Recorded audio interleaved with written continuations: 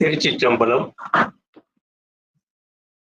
வாக்குண்டாம் நல்ல மனமுண்டாம் மாமலரால் நோக்குண்டாம் மேனினுடங்காது பூக்கொண்டு துப்பார் திருமேனி தும்பிக்கையான் பாதம் தப்பாமல் சார்வார் தமக்கு. தப்பாமல் விநாயகப் பெருமானுடைய பாதத்தை பணிந்து குருவர்களை வேண்டுவோம். மனதே நினைவாய் குரு பாதம், மனதே சொல்வாய் குரு நாமம், மனதே கேட்பாய் குருவார்த்தை, மனதே பதிப்பாய் குரு உருவை. அன்பான நெஞ்சில் குடிகொண்ட பாதம், அன்பான நெஞ்சில் குடிகொண்ட பாதம், அண்ட சராசரம் வியாபித்த பாதம், பாவ கடலை போக்கிடும் பாதம், பாவ கடலை போக்கிடும் பாதம், சர்க்குரு பாதம் சரணம் சரணம், சர்க்குரு பாதம் சரணம் சரணம், சர்க்குரு பாதம் சரணம் சரணம். குருவின் திருவடி பணிந்து இறை அருளை நாடுவோம். இன்பமும் துன்பமும் இருமுனைகள், இன்பமும் துன்பமும் இருமுனைகள், எல்லாம் உனது ஆடல் எனக்கென்ன மனக்கவலை, இன்பமும் துன்பமும் இருமுனைகள், அன்பமுதூட்டினாய் அன்று இன்று என்றுமாய், அன்பமுதூட்டினாய் அன்று என்று என்றுமாய், என்று முன் திருப்புகழ் இசை கொண்டு வாழ்ந்திடுவேன், என்று முன் திருப்புகழ் இசை கொண்டு வாழ்ந்திடுவேன், இன்பமும் துன்பமும் இருமுனைகள்.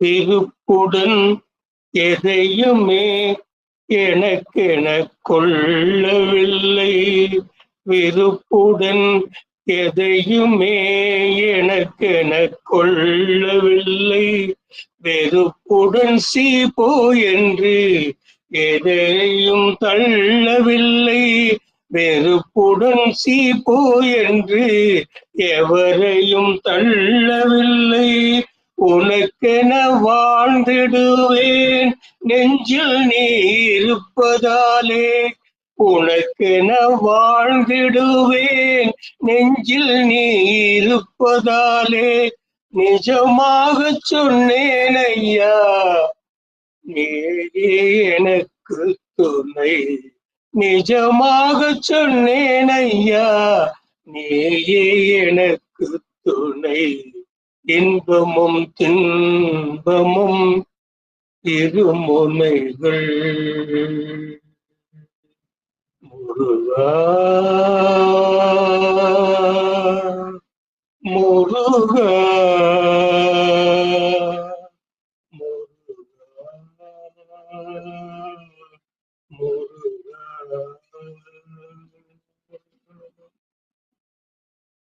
ஆறுமுகவன் திருப்படி பணிந்து மெய்யன்பர்கள் அனைவருக்கும் என்னுடைய மனமார்ந்த அன்பினையும் நன்றியினை தெரிவித்துக் கொண்டு எனக்கு இந்த நிகழ்ச்சியை தொடர்ச்சியாக வழங்கிக் கொண்டிருக்கின்ற மதிப்புக்கும் மரியாதைக்கும் உரிய மெய்ப்பொருள் ஆன்மீக மன்றத்தின் அனைத்து மெய்யன்பர்களுக்கும் நன்றியை உரித்தாக்கி நாம் இன்று கந்தர் அனுபூதியின் பாடல் 7க்கு செல்ல இருக்கின்றோம். அன்பானவர்களே, காப்பதற்கும் அருளுவதற்கும் கடப்பாடு உடையவன் ஆறுமுகப் பெருமான். சென்ற வாரத்துக்கு முந்திய வாரத்திலே ஆறுமுகம் ஆறுமுகம் என்று மொழிந்தும் பிரபஞ்ச மாயையிலிருந்து நாம் மீளவில்லை என்பதை சிந்தித்தோம். சென்ற வாரத்திலே அவனுடைய மலர்பாதம், தாமரை மலர்பாதம் நமது கல் நெஞ்சத்திலே பட்டு மலராதோ மலராதோ என்று பார்த்தோம், அரும்பாதோ என்று பார்த்தோம் முதலில். ஆக இப்பொழுது நாம் கதியை பெற வழியை தேட இருக்கின்றோம். ஆம் மையங்களே, அடுத்து இன்று நாம் சிந்திக்க உள்ள கந்தர் அனுபூதி கதி பெறும் வழியை உபதேசிக்கும் ஒரு பாடல். பாடல் 7 கந்தர் அனுபூதியில். பாடலை உங்கள் முன்னே வைக்கின்றேன். கெடுவாய் மனமே, கெடுவாய் மனமே, கதி கேள், கரவாதிடுவாய், வடிவேல் இறைத்தால் நினைவாய், சுடுவாய் நெடுவேதனை தூள்படவே, விடுவாய் விடுவாய் வினையாவையுமே. திரும்பவும் தங்களுடைய கவனத்துக்கு கொண்டு வருகின்றேன். கெடுவாய் மனமே, கதிகேள், கரவாதிடுவாய், வடிவேல் இறைத்தால் நினைவாய், சுடுவாய் நெடுவேதனை தூள்படவே, விடுவாய் விடுவாய் வினையாவையுமே. மெய்யன்பர்களே, ஆற்றாமையால் நாம் மிகுந்து இருக்கும் போது நமக்கு முதல் பட்டுக்கோடாக வருவது நமது மனம், நமது நெஞ்சம். இதை ஆன்மீக பெருமக்கள் நன்றாக புரிந்து கொள்ள வேண்டும். மனம் என்பது ஒரு மறை பொருள். அந்த நெஞ்சத்தோடு நாம் பேசுவது, இதனை ஆன்மீகத்திலே நெஞ்சோடு கிளத்தல் என்று சொல்லுவார்கள். ஆக மனத்தை பார்த்து அருணகிரி சொல்லுவது போல் நமக்கு உபதேசம் செய்கின்றார். அதை நாம் புரிந்து கொள்ள வேண்டும். கெடுவாய் மனமே, பதத்தை பார்ப்போம், பின் விரிவான சிந்தனைக்கு வருவோம் என்று கூறி பதத்தை இப்போது பார்ப்போம். நெஞ்சோடு பேசுகின்றார் அவர், நெஞ்சோடு அவரே பேசுகின்றார். கெடுவாய் மனமே, ஏ மனமே, நீ கெட்டு நிற்காதே. கதி கேள், நீ நல்ல கதி பெறும் வழியை கூறுகின்றேன். கரவாது, கரவு என்றால் கள்ளம், வஞ்சனை என்று கூட பொருள் கொள்ளலாம். கரவாது என்றால் வஞ்சனை இல்லாமல். இடுவாய், தானம் செய்வாயாக, இடுவாய், தானம் செய்வாயாக. வடிவேல், கூறிய வேலை ஏந்திய இறை ஆறுமுகப் பெருமான் தாழ் திருவடிகளை நினைவாய் துதிப்பாயாக. அப்படி நீ துதித்தால் நெடு வேதனை, நீண்ட வேதனை அல்லது தொடர் வேதனை என்று கூட கொள்ளலாம். நெடுவேதனை முக்கியமான ஒரு சொல் இந்த பாடலிலே. நெடுவேதனை சுடுவாய், சுட்டு எரிப்பாய். எப்படி? தூள்பட சுட்டு எரிப்பாய். வினையாமையுமே, எல்லா தீவினைகளிலிருந்தும் விடுவாய் விடுவாய் விரைவில் விடுதலை பெறுவார். நண்பர்களே, இந்த உபதேசத்தை நமக்கு அருளியிருக்கின்றார் அருணகிரி பெருமான். முருகப்பெருமானுடைய தாழ் பணிய இறை தாழ் பணிய நமக்கு உபதேசிக்கின்றார். அதை நாம் புரிந்து கொள்ள வேண்டும். ஆக நற்கதி பெற இந்த பாடல் வழிவகுக்கிறது. இதை சற்று சீரிய முறையிலே சிந்திப்போம். பதவுரை சொல்லி கருத்துரை சொல்லிவிட்டால் பாடல் முடிவது என்பது அர்த்தமல்ல. பாடலினுடைய ஒவ்வொரு வார்த்தைகளும் ஆராயப்பட வேண்டும், உணர வேண்டும். சொல்லிய பாட்டின் பொருளுணர்ந்து சொல்லுவார் செல்வர். எங்கே? சிவபுரத்து. ஆக சொல்லிய பாட்டின் பொருள் உணர வேண்டும் என்பதற்காக நாம் விரிவாக பார்க்க இருக்கின்றோம். முதல் மனமே என்ற சொல்லை விரிவாக பார்க்க இருக்கின்றோம். மெய்யன்பர்களே, மனம் என்பது முதல் பற்றுக்கோடு. ஆண்டவனை பற்றுவதற்கு முன் நாம் மனத்தை பற்றுக்கோடாக வைத்துத்தான் மற்றதை நாம் பிடிக்க வேண்டும். ஆக முதல் பற்றுக்கோடு நமது மனம். மனோவேகம் என்று சொல்லுவார்கள். மனதுக்கு வேகம் அதிகம், பெரியும் தன்மையையும் உடையது. ஆக நமது எண்ணங்களுக்கு நிலைக்களனாக இருப்பது மனம். எண்ணம் தூய்மையாக வேண்டும்.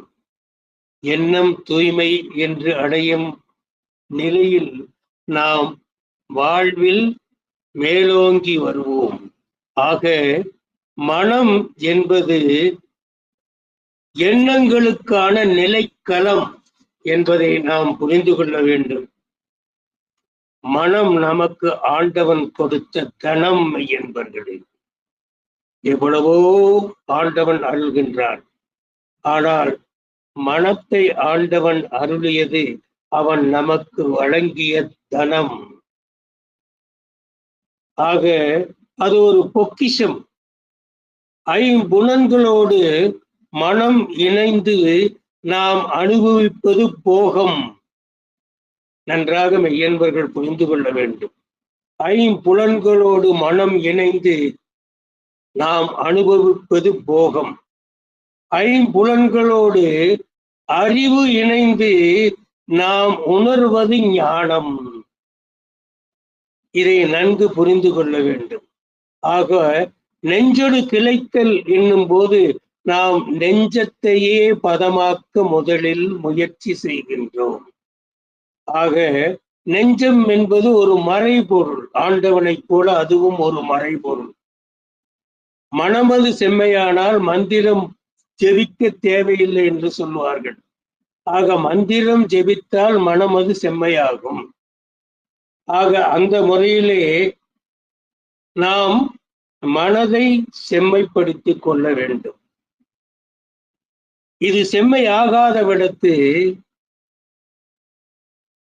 நாம் என்ன செய்ய வேண்டும்? அதற்கு அந்த காலத்திலே ஒரு பாடல் உண்டு. ஆறு மனமே ஆறு, அந்த ஆண்டவன் கட்டளை ஆறு. ஆறு மனமே ஆறு, அந்த ஆண்டவன் கட்டளை ஆறு. சேர்ந்து மனிதன் வாழும் வகைக்கு தெய்வத்தின் கட்டளை ஆறு. தெய்வத்தின் கட்டளை ஆறு. ஆறு மனமே ஆறு, அந்த ஆண்டவன் கட்டளை ஆறு. ஒன்றே சொல்வார், ஒன்றே செய்வார், உள்ளத்தில் உள்ளது அமைதி.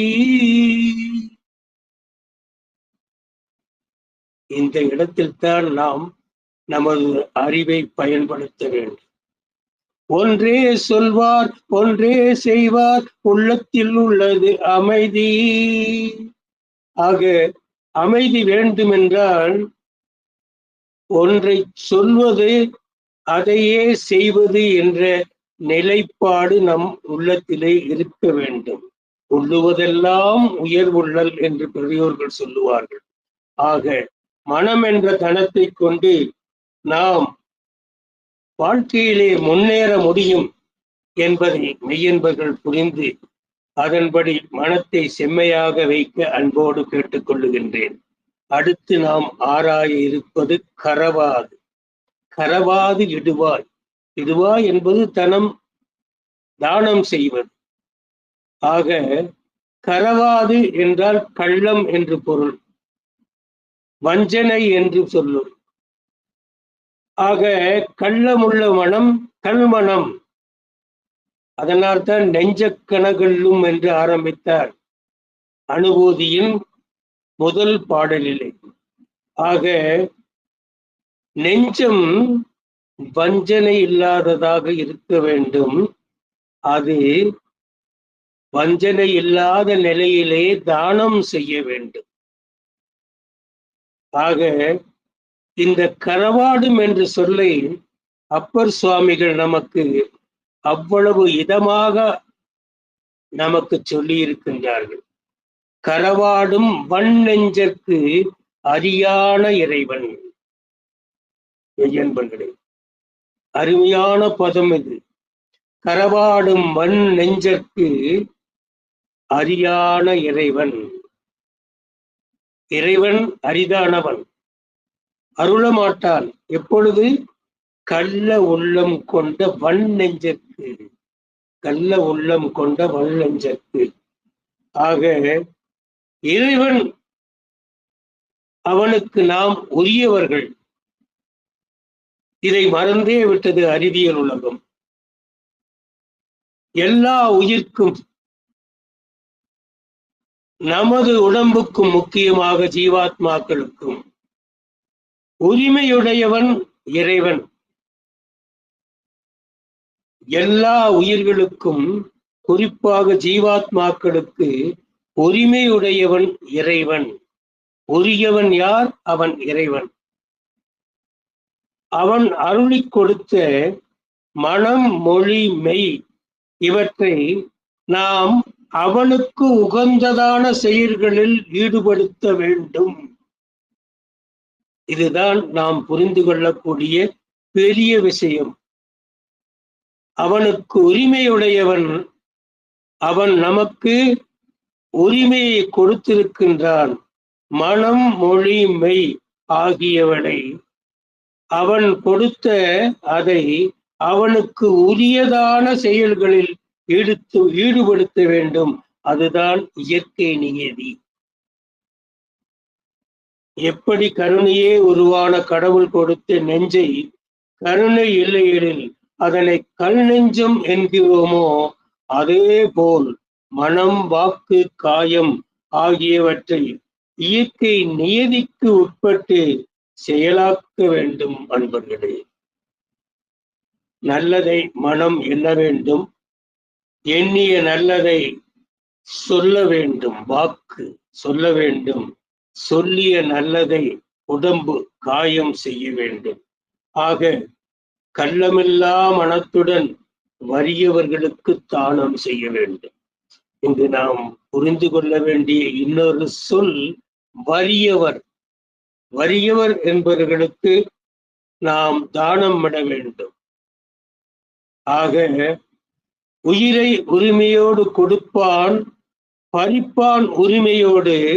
என் உடைமை என என் உயிரை நான் சொல்ல முடியாது. நமக்கு இல்லமுடையார் என்று பொருள்.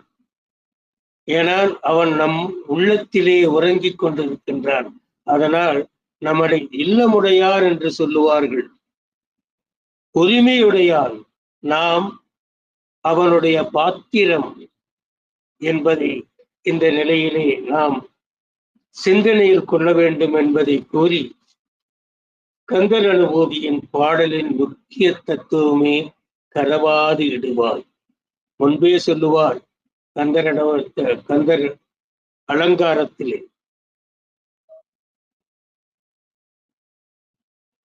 கரவாடும் வல் நெஞ்சர் என கடிந்து சொல்லுகிறார் அப்பர் பெருமாள். அப்பேற்பட்டவனுக்கு கடவுள் அரிதானவன்.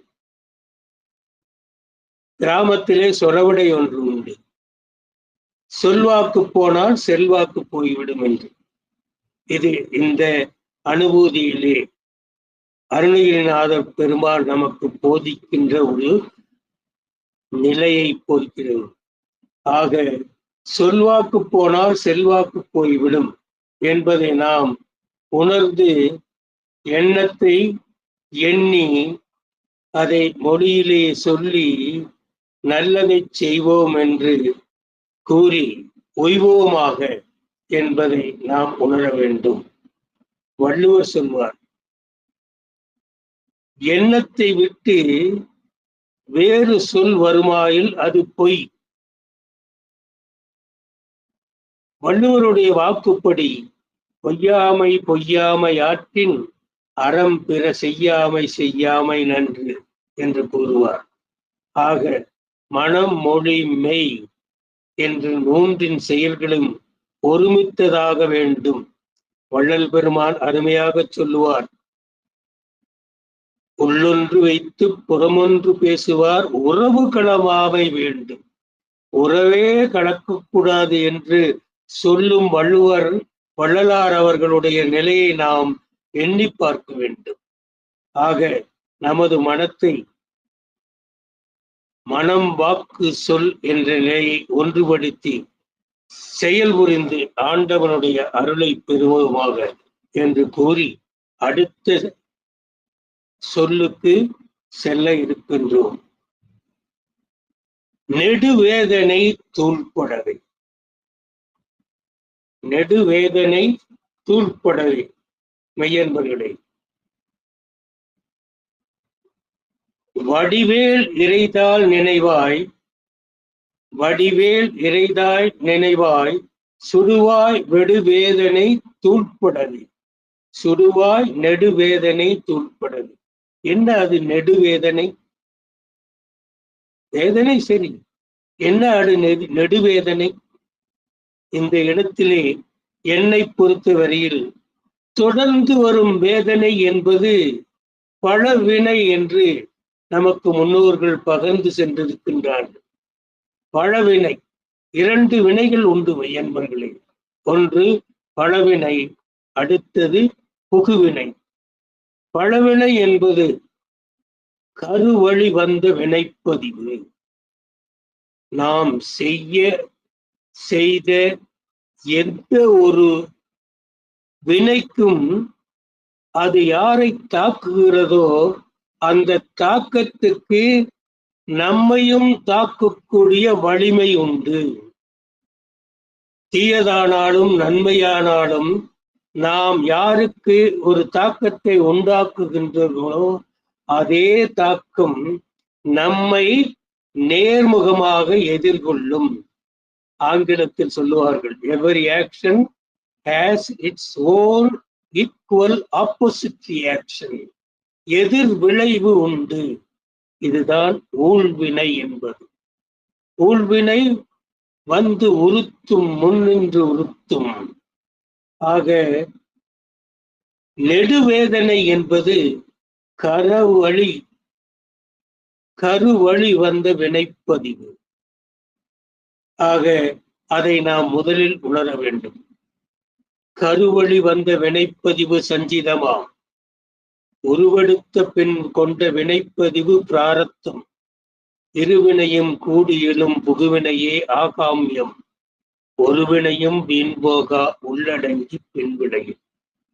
ஆக கதிகேள் கரவாதிடுவாய் என்று சொல்லிவிட்டு வடிவேல் இறைதாள் நினைவாய் என்று சொல்லுகின்றார். வடிவேல் இறைதாள் நினைவாய் எதற்கு? சுடுவாய் வேதனை தூள்படவே. ஆக இந்த கருவழி வந்த சஞ்சித வினை கடவுள் அருளின்றி நீக்கவே முடியாது மெய்யன்பர்களே. கருவழி வந்த வினைப்பதிவாகிய சஞ்சித கர்மத்தை கடவுளுடைய துணை கொண்டு, கருணை துணை கொண்டுதான் அழிக்க முடியும். அதனால்தான் இந்த பாடலிலே வடிவேல் இறைதாள் நினைவாய், சுடுவாய் நெடுவேதனை தூள்படவே என்கின்றார். நெடுவேதனையை தூள்பட வைத்து விட்டோம் ஆண்டவனுடைய கருணையினாலே, ஆண்டவனுடைய அருள் பாதத்தினுடைய கருணையினாலே. அடுத்து சொல்லுகின்றார், விடுவாய் விடுவாய் வினையாவையுமே. இதை நாம் சற்று சீரியஸாக சிந்தனை செய்ய வேண்டும். ஏற்கனவே பழவினையை ஒழித்து விட்டோம். ஆக புகுவினை என்று ஒன்று உண்டு. அதை நாம் புரிந்து கொள்ள வேண்டும்.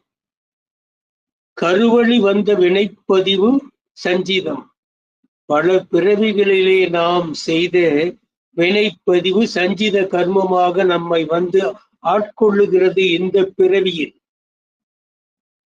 பிறந்த உடனே நாம் செய்கின்ற வினைகள் அனைத்தும் புகுவினை என்று சொல்லப்படுகிறது. உருவெடுத்த பின் கொண்ட வினைப்பதிவு பிராரப்தம். இருவினையும் கூடி எழும் புகுவினையே ஆகாமியம். ஒருவினையும் வீண் போகா உள்ளடங்கி பின்வினை. ஆக சஞ்சித கர்மத்தை நீக்கிய நாம் இப்பொழுது இந்த ஜென்மத்திலே உருவெடுத்த பின் கொண்ட வினைப்பதிவை போக்க வேண்டும். தெரிந்தோ தெரியாமலோ நாம் பிறருக்கு செய்கின்ற ஒரு செயல் அவர்களுக்கு தீயதை விளைவிக்குமானால் அந்த தீவினை நம்மை கொண்டு வந்து தாக்கும். அவருடைய தாக்கம் நம்மளுக்கும் வரும் என்பதை நாம் புரிந்து கொள்ள வேண்டும். அதைத்தான் விடுவாய் விடுவாய் வினை யாவையுமே என்கின்றார். வினை யாவையுமே பிறந்தவின் கொண்ட செய்த வினை பயனை நாம் கண்டிப்பாக அறுத்தேதான் ஆக வேண்டும். ஆக பெரியவர்களே, வாழ்வது பெரிதல்ல, வாழ்வது பெரிதல்ல. மனம், வாக்கு, காயம் இந்த மூன்றையும் ஒன்றுபடுத்தி நல்லதை சொல்லி, நல்லதை எண்ணி, நல்லதை சொல்லி, நல்லதை செய்வோமாயில் கண்டிப்பாக நானிலத்திலே ஆண்டவருடைய அருளை பெற்று நாம் உய்ய முடியும். ஆக பெரியவர்களே, இந்த பாடலிலே நெஞ்சோடு கிடைத்தல் என்று தனது நெஞ்சை பார்த்து அருணகிரி பெருமான் சொன்ன உபதேசம் நாம் நம் நெஞ்சை பார்த்து உபதேசம் பெற வேண்டும் என்பதை கூறிக்கொண்டு இந்த வாய்ப்பினை அழகிய அனைத்து மெய்யன்பர்களுக்கும் என்னுடைய நன்றியை புலனாக்கிக் கொண்டு என் சிந்தனையை நிறைவு செய்கின்றேன். உருவாய் அருவாய் உளதாய் இளதாய் மறுவாய் மலராய் மணியாய் ஒளியாய் கருவாய் உயிராய் கதியாய் விதியாய் உருவாய் வருவாய் அருள்வாய் உகனே. திருச்சிற்றம்பலம்.